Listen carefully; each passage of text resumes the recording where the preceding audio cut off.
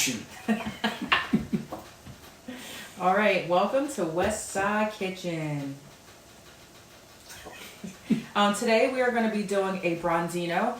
If you ever had Bronzino, a lot of times you'll get them in a hole, and usually they get the cut table side and stuff like that, but we got fillets today, so we're going to show you how to make it. We're also going to have broccoli, and I also cooked off some sweet potatoes and already cubed them, so I'm going to make a sweet potato mash.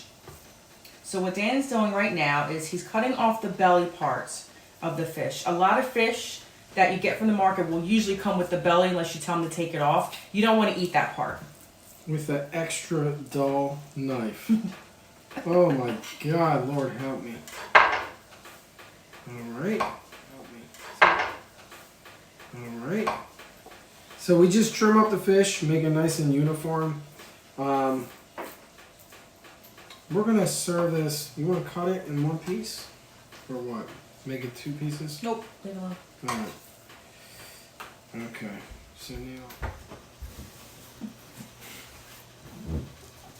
Alright, so Bronzino is a really nice fish. I mean, it's just a nice, light, white fish. It's very pretty, too.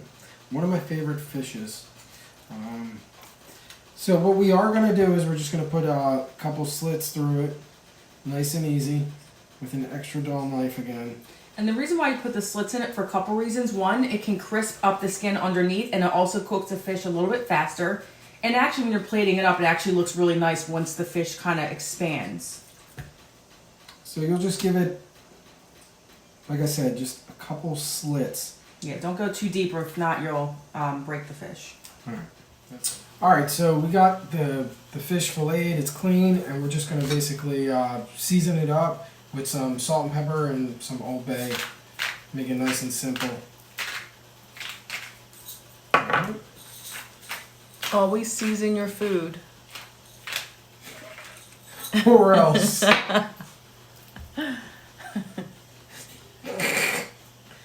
Alright. Welcome back. Alright, so we're going to blanch off the broccoli. Just for a couple minutes, just for it to get nice, really pretty green color. I see you added some salt to that water. I did. Why do you think that is? Actually, because it increases the boil on the water. Yep. So you got the hottest temperature on your water right before you put your vegetable in. Okay, so now I'm going to show you how to do a sear on the fish. So just a little bit of oil in a high heat pan. Kind of want to move it around a little bit so it actually cooks evenly and gets nicely coated. So what you want to do is, in order for you to know that it's actually a good time to put the fish in, you're going to see a little bit of a smoke coming out of that. And once that happens, then we can put the fish in. We want to make sure that the oil is hot enough so you get a proper sear on the fish. Yeah, so you can do like a medium-high on your pan. You don't want to burn it, but you want to cook it so it gets nice and crisp. And then we're going to fish it in the oven.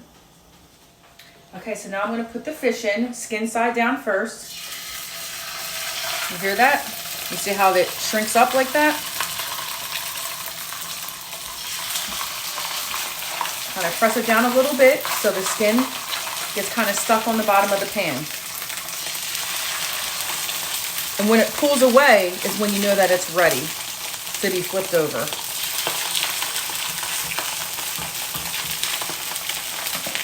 Okay, so it's been just a few minutes. So I'm going to flip it over. Have a nice golden brown color to it. See? It's a little curled up. Okay, so now we're going to do the sweet potato mash. So what I did was already ahead of time, I already cooked it. So I usually have two mashers, but I'm going to just use this for now.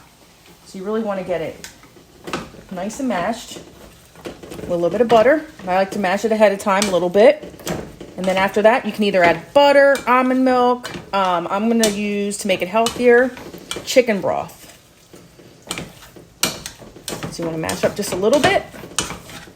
So then when you actually put the liquid in, it actually absorbs it and you can see how much you need. Okay, now that it's mashed down a little bit, I'm going to just add a little bit of the stock, probably about a cup. I'm going to mash it.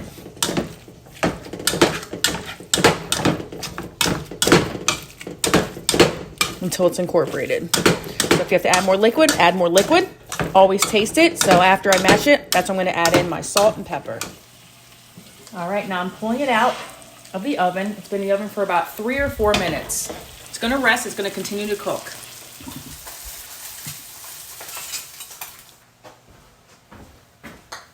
Okay, so now we're going to plate up our dish.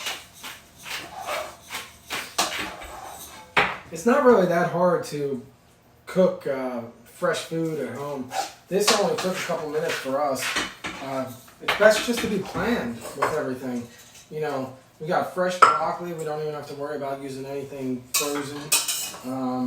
Sweet potatoes, and you know, the Bronzino. Okay, so I put the sweet potatoes down. Now I'm just going to do the broccoli just in front of it. Really pretty color. Seasoned broccoli, by the way. What the hell is that? Piece of paper?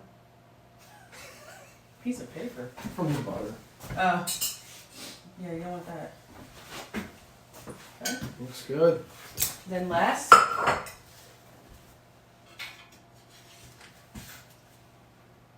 Ooh, baby.